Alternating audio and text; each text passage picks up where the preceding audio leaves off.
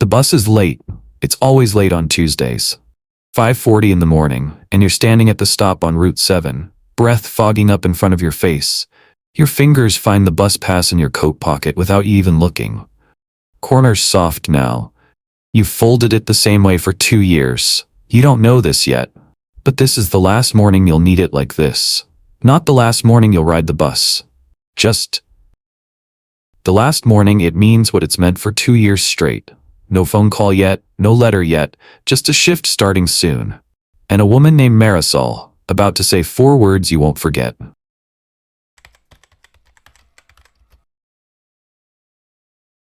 The warehouse smells like cardboard and diesel before 6 in the morning. You clock in, grab your scanner, and start pulling pallets before your coffee's even cold. $13.50 an hour. You know that number better than your own social security number because it's the number that decides everything else. Rent is $410. Split 3 ways in a house you don't own with 2 roommates you didn't choose. Your half of the electric bill changes every month, and you never know why. You just pay it. Marisol runs the morning shift. She's been here 11 years. She has a laugh that doesn't match how tired she looks, and she says the same thing to every new hire during the first break. Start now, fix the rest later. You've heard her say it to 4 other people. You didn't think it was for you until she says it directly, standing next to the vending machine, arms crossed waiting for your answer, like it's a real question. You open an app on your phone, some retirement account you don't fully understand yet, Roth IRA. The letters don't mean anything to you. You just know Marisol said to do it, and Marisol has never once been wrong about anything at this warehouse. You move $45 in. $45, that's less than a tank of gas. Less than what Trent spent on lunch delivery fees last week alone. Nothing happens. No notification, no sound. The number just moves from one account to another, and you sit there for a second waiting to feel something. You don't. This matters more than it seems like it should. Your body doesn't react. No rush, no pride, nothing you could point to and call a moment. It's just a Tuesday, and $45 left your checking account, and somewhere an app confirmed it, and that's the whole story. You'll remember this later. Not because it felt big, because it didn't feel like anything at all. Trent works the next station over. Same shift, same $13.50 an hour, same diesel smell every morning. But Trent just bought a pair of sneakers on a payment plan. $220 split into 4 payments, 0% interest for now. He shows you a photo on his phone during break. Box still has the tissue paper in it. You only live once, he says, like it's a fact and not a decision. You don't say anything back. You're not judging him. You just think about your $45 sitting somewhere doing nothing you can see, and his $220 sitting on his feet, doing exactly what he wanted it to do. Both of you clock out at the same time. Both of you take the same bus home. You set up the transfer to repeat. $45, automatic, the day after payday. Every 2 weeks. You don't touch the settings again. You don't check the account for 11 days because there's nothing pulling you back to it yet. That's the part nobody tells you about starting. It doesn't feel like starting. It feels like nothing happened. You eat the same lunch you always eat. Peanut butter, no jelly, because jelly's an extra $1.60 at the corner store, and peanut butter alone gets you through a shift just fine. You've done the math on that too. You do math on everything now. Not because someone taught you, because there's no other way to make $13.50 an hour work. The first rule, and you don't know yet that it's a rule. At 0, money isn't something you have. It's something you're constantly negotiating with. Marisol clocks out an hour after you. She doesn't ask if you did it. She already knows. She's seen this play out 4 times before, and she knows the $45 isn't really about $45, it's about whether you do it again in 2 weeks. And then 2 weeks after that, you do. 2 years pass the way 2 years pass when you're not paying attention to time, only to Tuesdays. You're 24 now. Same warehouse, slightly better position, inventory lead, which sounds bigger than it is. It means you carry a clipboard now instead of just a scanner. $14 an hour, then $15. The raises come in small pieces, and every time one lands, You bump the transfer up. $50 becomes 60, 60 becomes 75. You don't decide this consciously. It's just the next thing you do, the way brushing your teeth is the next thing you do after waking up. The account has $4,800 in it. You checked once, out of curiosity, on a slow Sunday. That's the first time the number has felt like a real number instead of an abstract habit. Then the market drops. Not a headline you understand. Not really. Just a red arrow on the app. And then a redder one the next day. And then a week of red arrows in a row that makes your stomach do something you didn't know your stomach could do over money you've never spent. You lose $300 in 11 days. On paper, nothing you touched. Nothing you can point to and say that's where it went. But your hands get cold anyway. You notice this specifically, your hands, cold at your desk over a number on a screen. Not blood. Not an injury. A number. You don't sleep right for 4 of those nights. You tell yourself it's the new shift schedule. It isn't. Trent doesn't have this problem. Trent doesn't have an account that goes red because Trent doesn't have an account.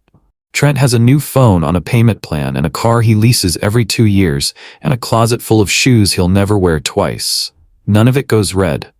None of it can, because none of it was ever really his to lose. You almost open the app to sell. Your thumb hovers there for a second, right over it, and you don't fully know what stops you. Maybe it's Marisol's voice in your head. Maybe it's just that selling feels like admitting something, and you're not ready to admit anything yet.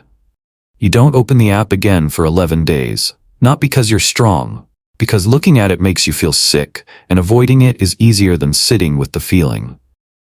On day 12, you check. The account is mostly recovered. Not all the way.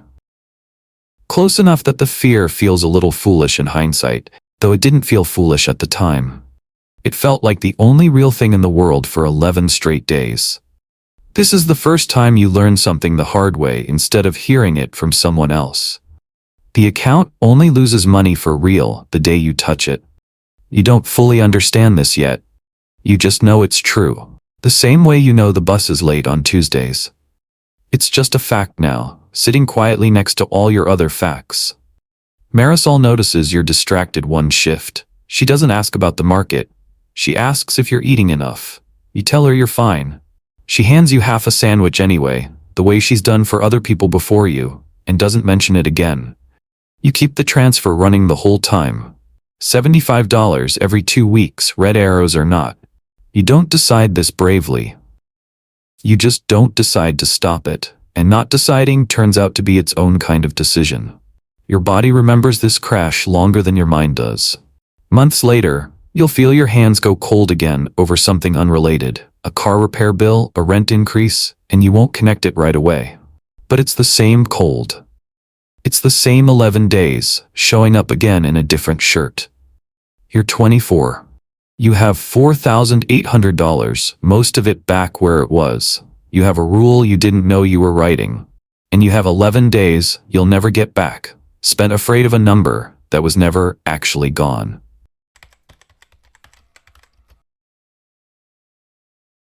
You're 26 when you leave the warehouse. A bottling plant across town is hiring a quality coordinator, and the posting says $22 an hour with benefits. You apply on your lunch break. You get the call back 4 days later. Marisol hugs you the day you tell her. Doesn't say much else. Just holds on a second longer than a normal hug, and you understand what she's not saying. The new job has a 401k. You didn't know what that meant 3 weeks ago. Now you know it means the company puts in 50 cents for every dollar you put in, up to 4% of your paycheck. Free money. Someone tells you in orientation, like it's a rare thing being handed to you personally. You contribute the full 4% from the first paycheck. You don't leave it on the table. You've never left free money on a table in your life, and you're not starting now. The apartment changes too. Not dramatically. You still split it, still watch the electric bill, still eat the same lunch most days out of habit more than necessity now. But it's a 1-bedroom instead of a shared house. A door that locks behind you and nobody else's name on the lease. You keep bumping the Roth transfer every time a raise lands. 75 becomes 100. 100 becomes 140. You do this so automatically now that it doesn't even register as a choice anymore. It's just what happens to a raise before you see the rest of it. 18 months in, you check the account on a Sunday morning with your coffee, the way you do now most weeks. $51,000 combined, the Roth, the 401k, a small brokerage account you opened almost by accident after reading one article too many. $51,000. You sit with that number longer than you sat with the 4,800. It doesn't feel real yet. It feels like a number that belongs to someone slightly older than you, slightly smarter, slightly more put together. You keep waiting to feel like that person. You don't. Your new neighbor, Naomi, works downtown at an investment firm. You meet her at a building barbecue, the kind where everyone brings a folding chair and nobody brings enough ice. She asks what you do. You tell her. She asks if you invest. You tell her, a little proudly, about the Roth, the 401k, the small brokerage account. She laughs, not unkindly. You'll hit accredited investor before you think, she says, flipping a burger. Everybody your age says that like it's a joke. It's not really a joke. You don't know what she means. You nod like you do. You look it up later that night, lying in bed, phone too close to your face. Something about the Securities and Exchange Commission. Something about $1 million in net worth, unlocking access to investments regular people can't touch. $1 million. You have 51,000. The word sits in your head anyway. A little seed you don't do anything with yet. You don't tell Trent about any of this. Not because you're hiding it. There's just nothing to tell that would translate. Trent's still leasing a car every 2 years. Still buying shoes on payment plans. Still saying you only live once, like it's the whole financial plan. You don't judge him for it anymore. You just notice quietly that you've stopped needing to talk to him about money the way you used to. The rule from this stretch, though you won't say it out loud to anyone, the account doesn't need your attention to grow. It just needs you to not take your hand off it. Marisol calls you sometimes still, checking in, telling you about the new hires at the warehouse. You tell her about the 51,000. She doesn't say congratulations, she just says start now, fix the rest later. Told you. You laugh. She's not wrong. She's never been wrong about anything at that warehouse. You go to bed that night thinking about the word Naomi said. Accredited investor. It doesn't mean anything to your life yet. But it's the first time a number that big has felt less like fiction and more like a direction you're already walking in, one paycheck at a time, without ever deciding to run. You're 28 when it happens. A Tuesday, of course. You're carrying a crate down at the plant and your ankle rolls on a wet patch near the loading dock. Nothing dramatic. No ambulance, no scene. Just a sharp pop, and then a version of pain that makes you sit down on the concrete for a minute before you can stand back up. The ER visit costs you $2,900 after insurance does whatever it does. You don't fully understand the bill. Nobody fully understands the bill. There's a line item for something called a facility fee. That's almost as much as the actual exam. You don't have $2,900 sitting in checking. Nobody does at 28. Not really. Not the kind of nobody you know. You have it in the 401k though. Or close enough. The number's right there on the screen when you log in. Bigger than the bill. Sitting behind a few clicks you could make tonight if you wanted to. You think about it for 3 days. A withdrawal before 59.5 comes with a 10% penalty on top of the taxes. You'd lose almost a third of whatever you pulled, just for touching it early. You call Naomi. Not for advice exactly, just to say it out loud to someone who might actually understand the numbers instead of just nodding. She doesn't tell you what to do. She asks you one question instead. What did that money cost you to get there? You know the answer immediately. Every 2 weeks for 6 years. Around the same time, Trent's dealing with something of his own. His lease is up on the car, and instead of walking away, he refinances it into a loan he can't quite afford, and pulls $4,000 out of his own 401k to cover the gap. He doesn't call it a crisis. He calls it just handling it. The same easy tone he uses for everything. You don't say anything when he tells you. You just do the math in your head without meaning to. His $4,000, gone at 28, would have been worth something like $30,000 by the time he actually needed it. He doesn't know that number. You don't tell him. You set up a payment plan with the hospital instead. $90 a month for 32 months. Not exciting. Not a clean solution. Just two things, the debt and the account, moving forward at the same time. Slower than you'd like, but moving. You don't touch the 401k. Not $1 of it. Marisol hears about the fall secondhand and shows up at your door with a container of soup she made too much of on purpose. She doesn't ask about money. She just sets it on your counter and tells you to elevate your foot. This is the first time discipline actually costs you something, instead of just being a habit you don't notice. 6 years of Easy Tuesdays didn't test anything. This does.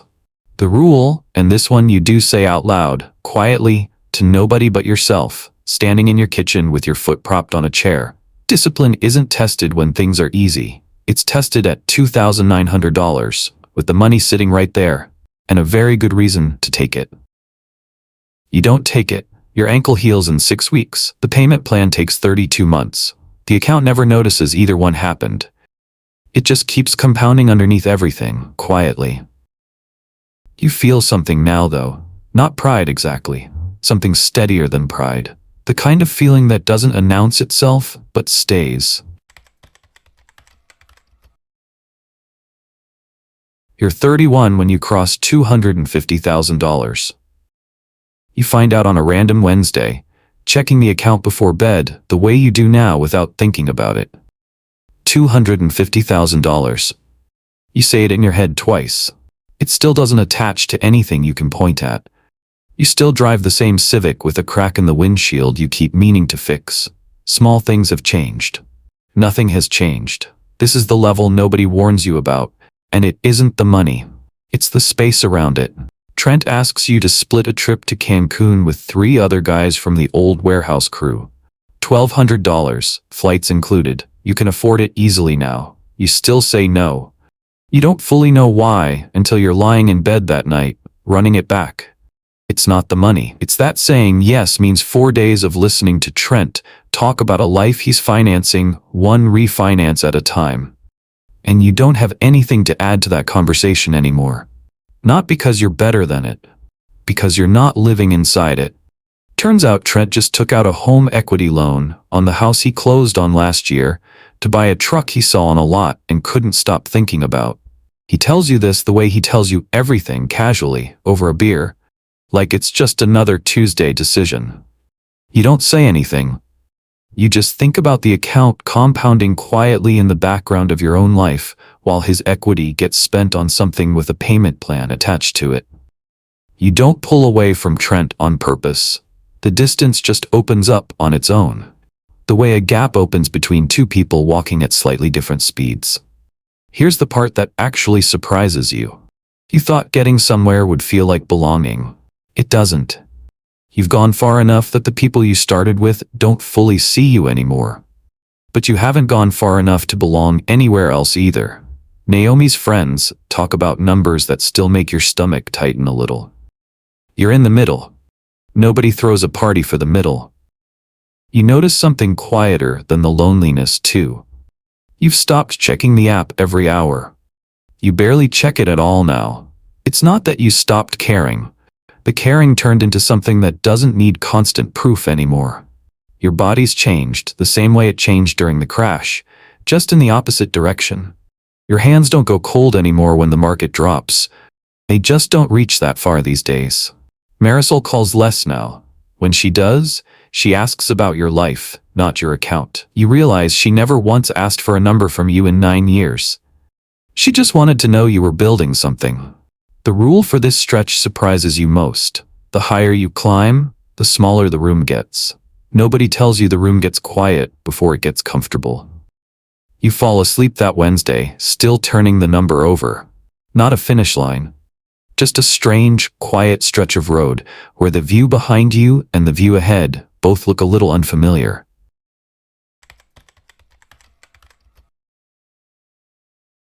You're 34. It It's a Thursday, and Thursdays have never meant anything special to you, and this one doesn't announce itself as different either. You wake up at 5:40 out of habit more than necessity now, even though your shift doesn't start until 8. Old muscle memory from the warehouse years, the kind that doesn't leave a body even after the body doesn't need it anymore. You reach for your phone before you're even fully awake. The screen loads. $1,004 and change. You blink. You check the account name at the top, the way you'd check a return address on a letter that seems too good to be addressed to you. It's yours. It says your name. You wait for something. Nothing comes. The ceiling is still the ceiling. Somewhere down the hall, your neighbor's alarm goes off, completely unaware that anything just happened in the unit below. You get up to grab your wallet off the dresser, checking for your ID out of some half-asleep instinct, and your fingers land on something else first. Something thin, folded, worn soft at the corners. The bus pass. Still in there. You haven't carried it in years. You don't even take the bus anymore, haven't since you bought the Civic. But somehow it migrated from wallet to wallet every time you replaced one, without you ever deciding to keep it. You stand there in your kitchen, one hand on $1 million, the other holding a $2 piece of laminated paper from Route 7, and something moves through your chest that the number itself never managed to produce. Not pride. Something closer to recognition. Like running into someone you used to be and realizing you still know their face. You put it back in your wallet. You don't examine why. You open Instagram out of the same old reflex that's followed you your whole adult life. And there's Trent. New post. He's standing in front of a house now, a real mortgage, a spiral staircase visible through the front window. Caption, closing day. You look at his photo. You look at your number again. Again. His house is real. You can drive there and touch the front door. Your number isn't anywhere you can stand.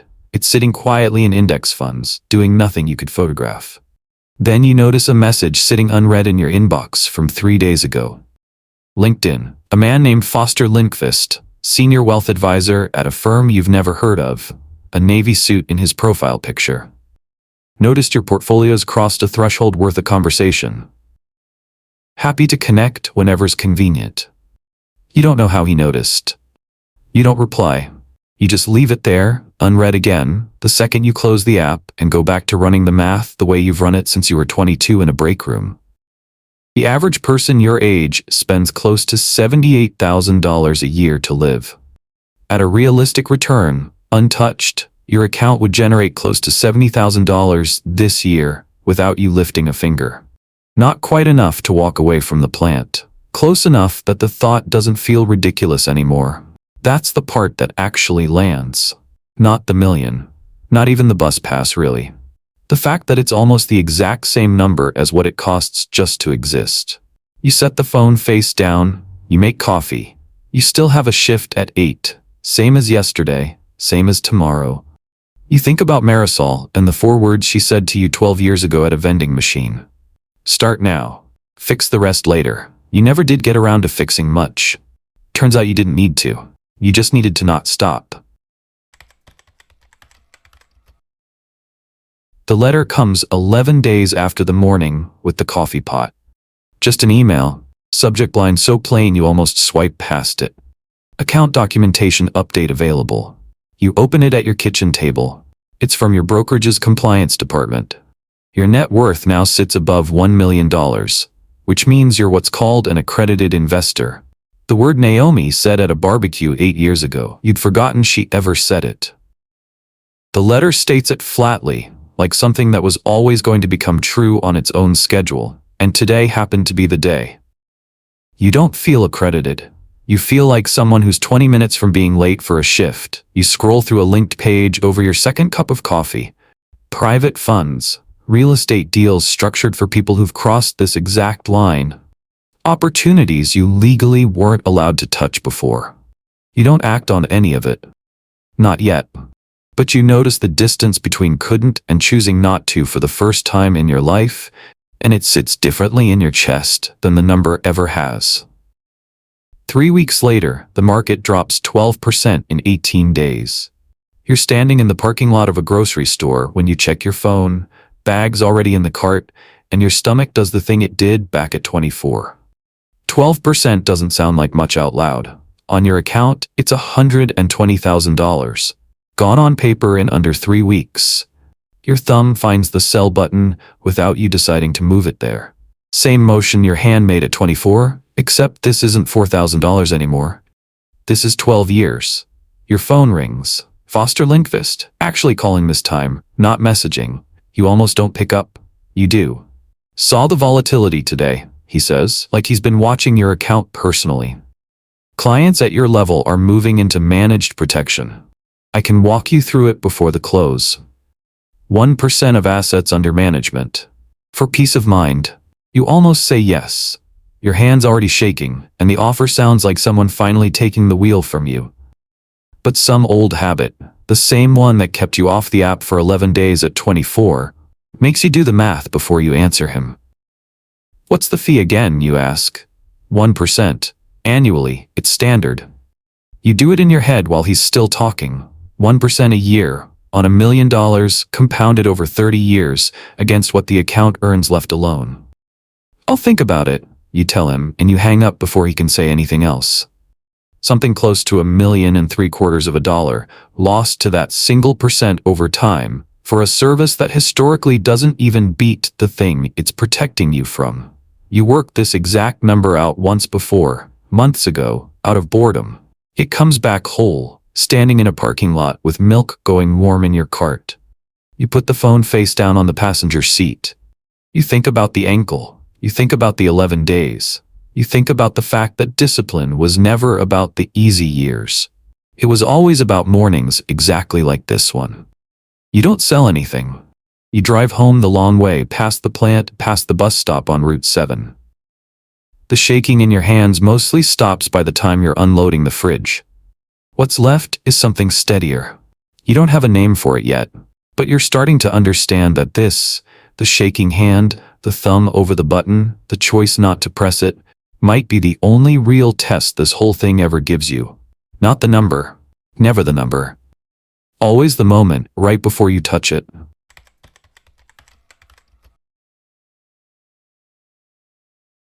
A year passes after the letter. You're 35 now, sitting in a diner off the old highway, writing on an actual legal pad because somebody once told you paper decisions are harder to break than app decisions. At the top, in your own handwriting, investment policy statement. Underneath it, the rule that would have stopped you in that grocery store parking lot a year ago. No selling on a red day. Full stop. No exceptions. Sleep on it for 72 hours first. Your phone buzzes while you're writing. Trent again. New post.